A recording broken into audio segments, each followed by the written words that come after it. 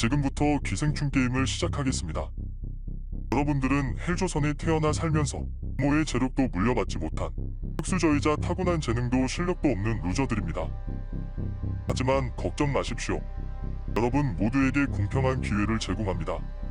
이번 기생충 게임에서 우승하기만 하면 여러분들은 성공의 계단을 올라갈 수 있습니다. 첫 번째 게임은 딱지치기입니다. 여러분 앞에 놓인 절대 딱지를 넘기는 선착순 한 명에게 진짜 명문대 졸업장을 드리겠습니다. 명문대 졸업장을 준다고? 여기서 이것만 얻어나가도 대박인데. 아휴, 뭐야, 난 이미 명문대인데. 제가 이기면 석사학위로 바꿔주세요. 이거 안 되는 거 아니에요 이거? 진짜.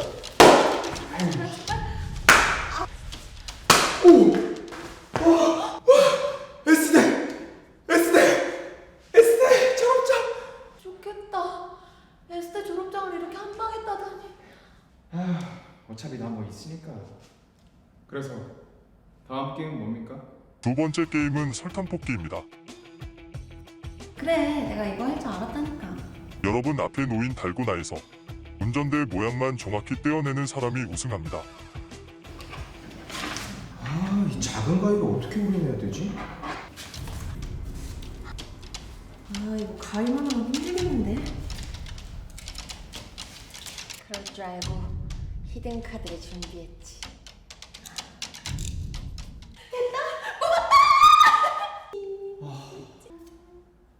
마지막 게임은 의자 게임입니다. 음악에 맞춰 춤을 추다가 삐 소리가 나며 의자에 가장 먼저 앉는 사람이 최종 우승자가 됩니다. 뭐야? 딱지치기에서 S대 졸업장도 따는데 그건 아무 소용 없는 거야? 달고나 게임 우승했는데 이걸로 최종 우승을 결정한다고? 그러게, 왜 쓸데없는 힘을 빼고 그래요. 승부를 걸 때 걸어야지.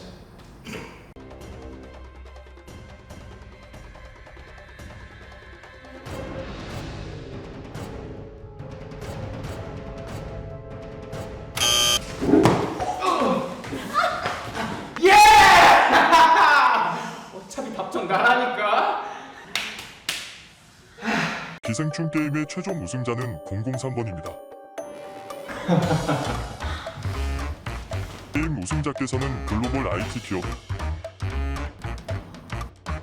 재벌인 박 회장님의 대저택에서 근무한 자동차 운전 게임 보조 도우미로 취직되셨습니다. 자동차 운전 게임. 보조 도우미? 003번께서는 비정규직 인턴 사원으로 채용될 것이며 한 달 급여는 정규직의 절반인 176만 원을 받게 됩니다. 뭐? 그러니까 비정규직에 월급도 절반? 말도 안 돼. 내가 취업하려고 얼마나 개고생을 했는데. 이게 뭐야? 이러면 안 되는 거잖아.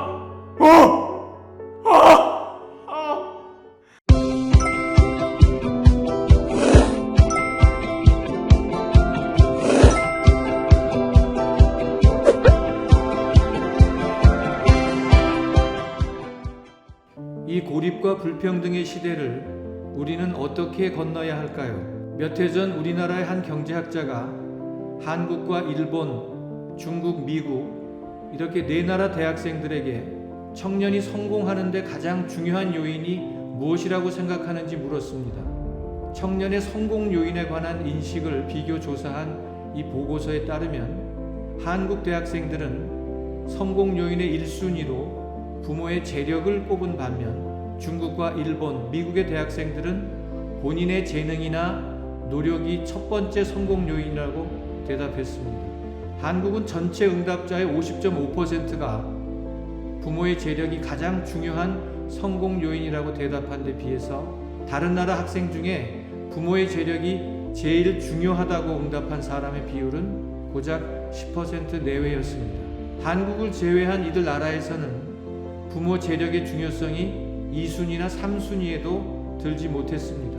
본인의 재능이나 노력보다 부모의 재력에 의해서 성공이 좌우된다는 이러한 인식은 결국 금수저를 물고 태어나지 않은 대다수의 청년 입장에서 보면 매우 우울하고 비관적인 세계관입니다. 그렇다면 이것은 사실일까요? 이런 설문 결과가 나온 것은 부모 재력이 자녀의 성공에 미치는 영향의 정도가 유독 우리나라에서만 심하기 때문일까요? 아니면 다른 나라도 다 비슷한데 유독 우리나라 청년들이 심하다고 인식하는 것일까요? 부모의 사회경제적 지위와 자녀의 학업 성취도의 관련성을 다룬 선행 연구들을 종합해 보면 잘 사는 집 가정의 자녀일수록 학업 성취도가 높은 것으로 나타납니다. 더 이상 개천에서는 용이 나지 않는다는 것, 이제 용은 서울의 강남 3구에서 난다는 것이 국민적 상식이 됐습니다. 과연 이것이 의미하는 바는 무엇일까요? 과거에는 공부, 즉 학업 성취라는 개인의 노력을 통해서 계층의 사다리를 올라갈 수 있다는 믿음이 있었다면 이제는 그 어떤 방법으로도 불평등의 격차를 좁히기 어렵다는 판단이 지배적이라는 뜻입니다. 그리고 앞서의 설문 결과처럼 우리나라 젊은이들의 인식이 유난히 비관적인 것은 단순히 그들이 유독 예민해서 실제보다 과장되게 비관적으로 인식한다기보다는 우리 사회의 실제 불평등 구조가 그만큼 심각하고 공고하기 때문이라고 보아야 할 것입니다.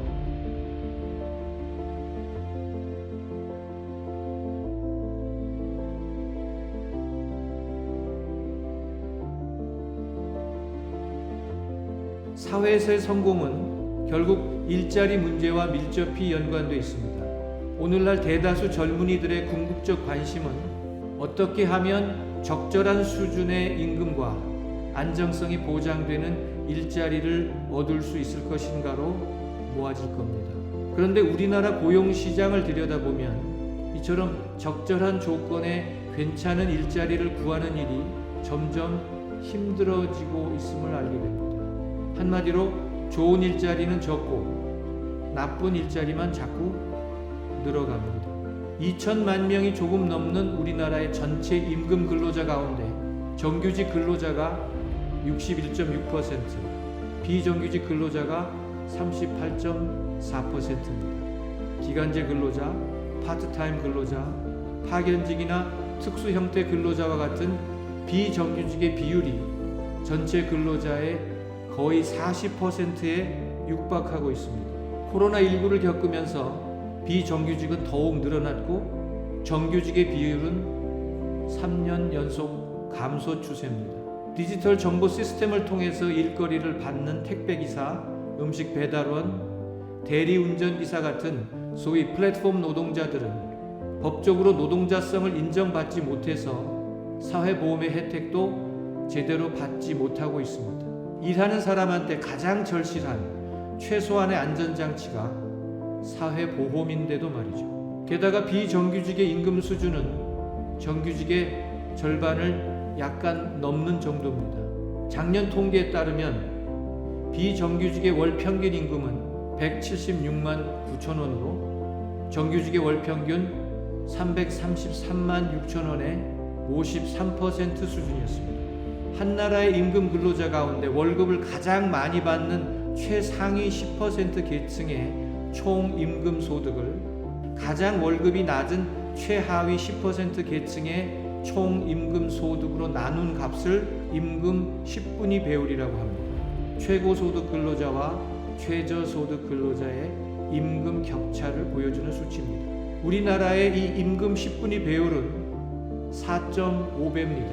이것은 OECD 국가들 가운데서 미국 다음으로 높은 수치입니다. 결국 다른 나라와 비교해도 우리나라의 임금 소득 불평등이 매우 심하다는 뜻입니다. 이처럼 우리나라는 고용과 소득의 양극화가 너무 심합니다. 그렇다면 집이나 땅 같은 자산의 보유 현황은 어떨까요? 2018년 통계에 따르면 우리나라에서 자기 집을 가진 가구는 전체 가구의 약 56%고 나머지 약 44%가 무주택 가구입니다.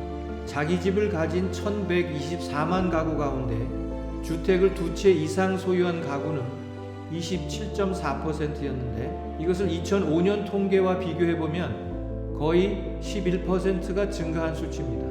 13년 사이에 다주택 가구의 비율이 그만큼 더 늘어났고 주택자산 불평등의 골이 더 깊어졌다는 얘기입니다. 이것이 4년 전 통계니까 지난 2년 동안 집값 폭등 대란을 겪고 난 현재는 아마 이 자산의 편중 현상이 한층 더 심해졌을 겁니다. 소득과 부의 불평등이 점점 심해지고 과거에는 그 불평등의 격차를 좁힐 수 있었던 괜찮은 일자리마저 점차 구하기 힘들어지는 현실 속에서 우리나라 청년들의 입에서는 언제부턴가 헬조선이라는 자조적인 단어가 자연스럽게 흘러나왔습니다. 그렇다면 이처럼 한없이 불안정한 상황에서 우리는 어느 곳을 바라봐야 할까요? 지금처럼 미래의 삶이 온통 불안하고 불확실한 문제의 근원을 따져보면 지금 우리 앞에 놓인 이 어려움은 각자 개인이 더욱 노력해서 해결할 수 있는 각자 도생 차원의 문제가 아니라는 것을 알 수 있습니다.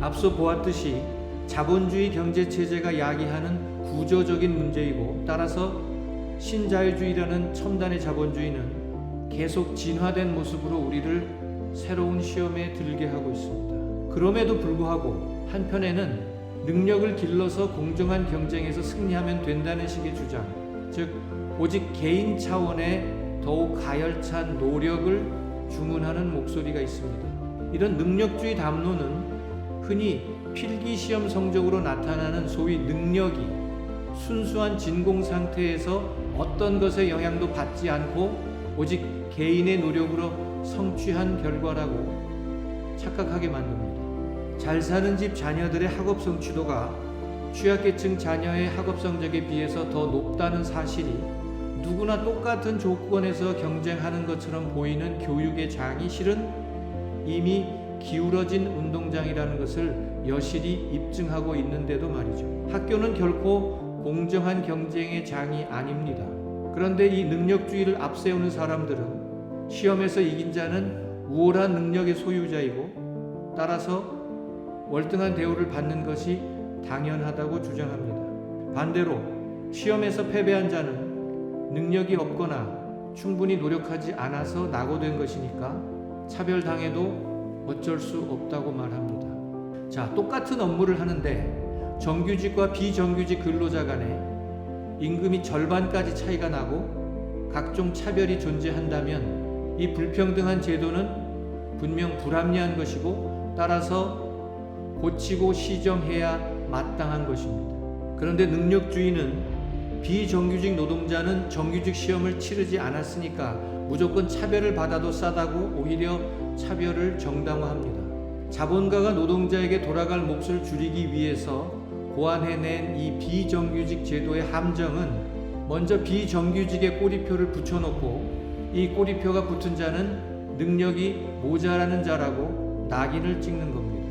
마치 사람 키에 침대를 맞추지 않고 침대의 크기를 절대 기준 삼아서 사람의 다리를 자르거나 늘여서 죽였다는 그리스 신화 속의 프로크루스테스처럼 말이죠. 이처럼 능력주의는 구조적 불평등과 차별을 정당화하고 순전히 운이 작용한 결과라고 할 만한 것들을 마치 진공 상태의 개인이 순수하게 노력해서 성취한 것처럼 포장합니다. 그래서 공정한 경쟁이 이루어지기만 하면 그 결과가 아무리 불평등하고 차별적이어도 상관없다고 여깁니다. 그러나 완벽하게 공정한 경쟁이 이루어질 수 있는 조건이라는 것은 땅 위에 무중력 상태를 만드는 것처럼 불가능합니다.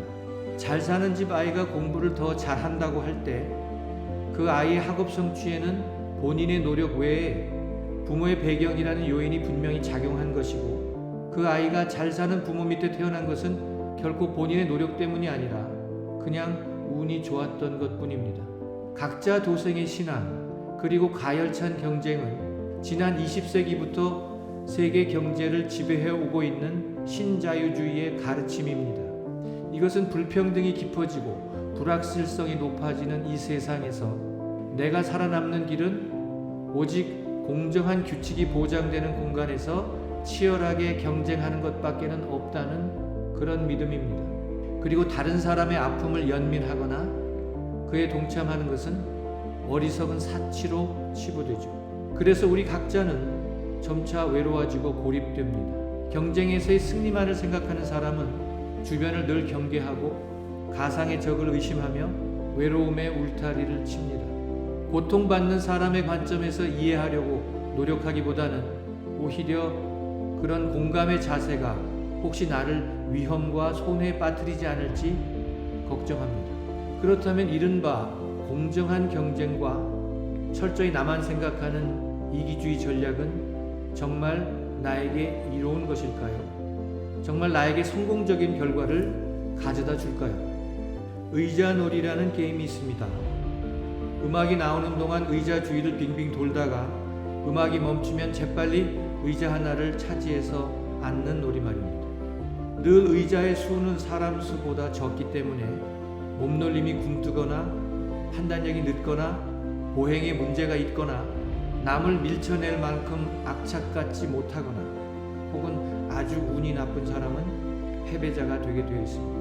이것을 고용시장에 비유해보자면 각자의 능력에 합당한 일자리 수는 부족하기 마련이어서 반드시 취업에 실패한 사람이 나오게 되어 있습니다. 사람 수보다 의자의 수가 부족한 근본적인 경제 구조의 문제를 해결하지 않는 한 실패자는 생기게 되어 있고 그 실패자는 내가 될 수도 혹은 안 될 수도 있습니다.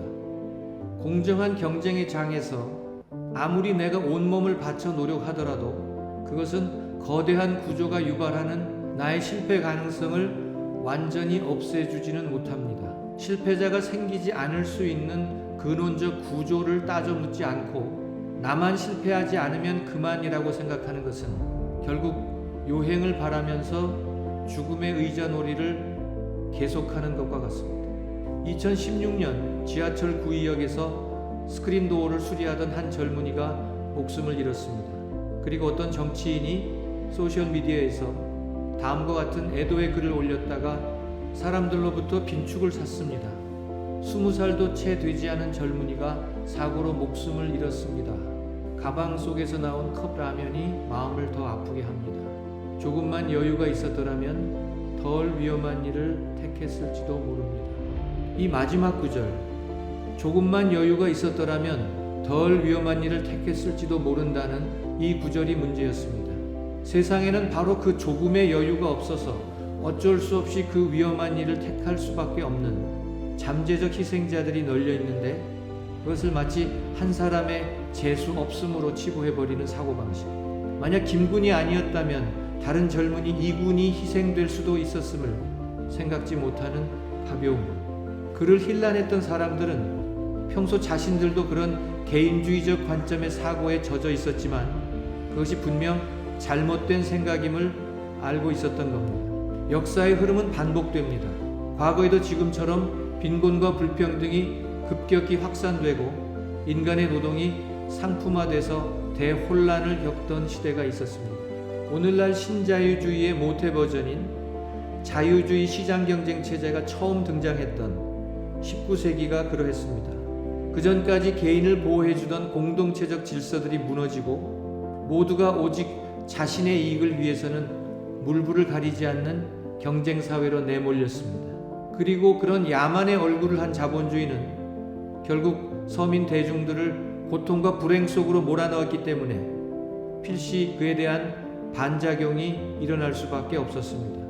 무엇보다 당시의 자본주의는 만인이 함께 사용하던 공동의 재산을 갑자기 어떤 특정 개인의 것으로 사유화시켜 줌으로써 많은 사람들을 고통에 빠뜨렸습니다. 영국의 정치인이자 철학자였던 토마스 모어가 그의 유명한 소설 유토피아를 쓰던 1500년대 초부터 이미 그런 움직임이 있었습니다. 함께 사용하던 공유지를 농민들의 손에서 빼앗아 대지주의 농장으로 병합시키는 그런 움직임 말이죠. 양목 가격이 폭등하자 지주들은 공유지에서 농민들을 내쫓고 울타리를 쳐서 양을 기르기 시작했습니다. 유토피아에 나오는 유명한 귀절, 예전엔 온순하고 소식가였던 양들이 지금은 사납게 변해서 사람들을 개걸스럽게 먹어 치우고 있다는 귀절은 바로 이런 상황을 가리키는 것이었습니다. 시간이 흐를수록 재산의 사적 소유권을 강화하려는 움직임은 점점 거세졌습니다.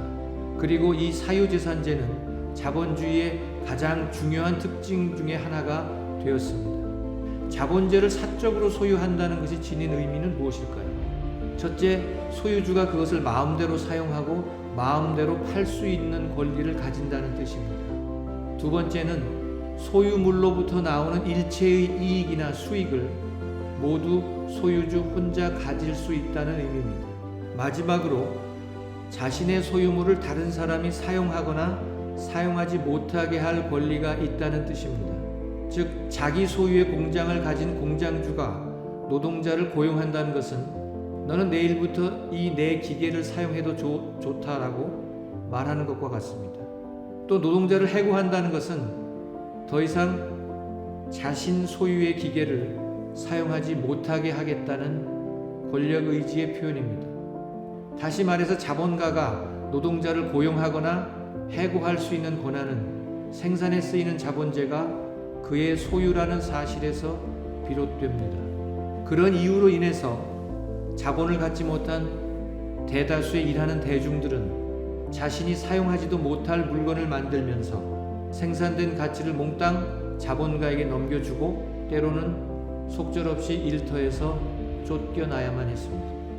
그래서 어떤 사람들은 이 사유재산 제도의 폭력성과 비정함에 환멸을 느끼고 보다 인간다운 사회를 꿈꾸기 시작했습니다. 그리고 그들 중에는 같은 처지의 사람들이 모여서 공동 소유의 사업체를 만들고 그것을 통해 그들의 공통의 문제를 함께 해결하는 방식을 마침내 발명해낸 사람들도 있었습니다. 그것이 일자리든 먹을 것이든 주택이든 혹은 사람에게 제공되는 서비스든 간에 절실하게 필요하고 또 해결해야 할 무언가가 있을 때 그 필요와 문제를 공유한 사람들이 하나의 결사체를 만드는 전통이 생겨났습니다.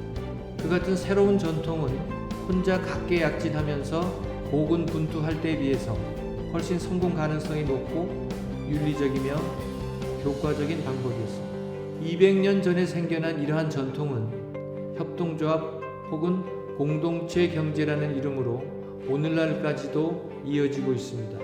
어떤 사람들은 이것을 사회적 경제라고도 하는데 최근에는 우리나라에서도 많은 사람들이 여기에 뛰어들어 성공적인 사례들을 만들고 있습니다. 이 가운데 청년들이 주체가 된 사례 몇 가지를 소개해드리겠습니다.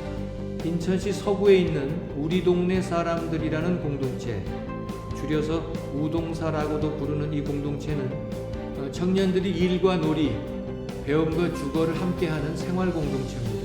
처음 6명의 청년들로 시작된 이 공동체의 구성원은 현재 수십 명으로 늘어났고 함께 살면서 밥을 같이 먹고 사업체를 운영하며 농사를 짓고 다양한 모임을 통해서 배움을 나누고 있습니다. 또 서울과 경기도 일대에 있는 터무니 있는 집이라는 공동체도 청년들이 모여 사는 주거 공동체입니다. 시민 출자자들이 마련해준 전세주택에서 청년들은 보다 저렴한 비용으로 주거를 해결하는 한편 자신들의 장기와 취향을 살려서 다양한 사업들을 하고 있습니다. LH공사와 함께 청년들을 위한 사회주택을 운영하기도 하고 지역 공동체 활성화를 위해서 마을 축제를 기획하거나 행사 장비를 임대해주는 사업을 하기도 합니다. 또 소득을 창출하기 위해서 청년들이 공동 출자해서 회사를 함께 운영하는 경우도 있습니다. 서울 디지털 인수협동조합은 컴퓨터와 모바일 장비의 클라우드 에디터를 사용해서 24시간 주문이 가능한 기업 맞춤 인쇄 서비스를 제공하는 노동자 협동조합입니다. 또 청년 협동조합 몽땅은 더 나은 세상을 위한 디자인이라는 모토를 내걸고 시작한 역시 일하는 사람들의 협동조합입니다. 상근자 4명으로 이루어진 이 기업은 사회적 기업이나 소상공인 기업의 로고나 홍보 콘텐츠를 제작하는 편집 디자인 등을 하고 있습니다. 초등학생과 중학생에게 대안교육 서비스를 제공하는 아카데믹 쿱이라는 강사들의 협동조합도 있습니다. 10명의 조합원으로 구성된 이 프리랜서 협동조합은 기존 사교육 업체와 달리 도덕성과 사회성, 정서성을 중시하는 인성 교육 서비스를 온라인과 오프라인으로 제공하고 있습니다. 마지막으로 사회적 협동조합 멘토리는 농촌, 어촌 또는 산촌에 사는 청소년들에게 고향을 떠나지 않고 지역에 뿌리 내리고 살 수 있는 방법을 찾도록 멘토링 해주는 협동조합입니다. 도시가 아니어도 행복한 세상을 만들기 위해서 다양한 프로젝트 실험들을 하고 있습니다. 오늘날과 같은 고립과 불평등의 시대에 무소의 뿔처럼 혼자 가겠다는 각자 도생의 전략, 그리고 철저히 이기적인 전술은 그다지 성공적이지 못합니다. 오히려 단절된 관계를 다시 잇고 무너져가는 공동체를 되살리는 것이 우리가 살 수 있는 길일 겁니다. 함께 가면 길이 된다는 말 속에 어쩌면 우리의 오래된 미래가 있을지도 모릅니다.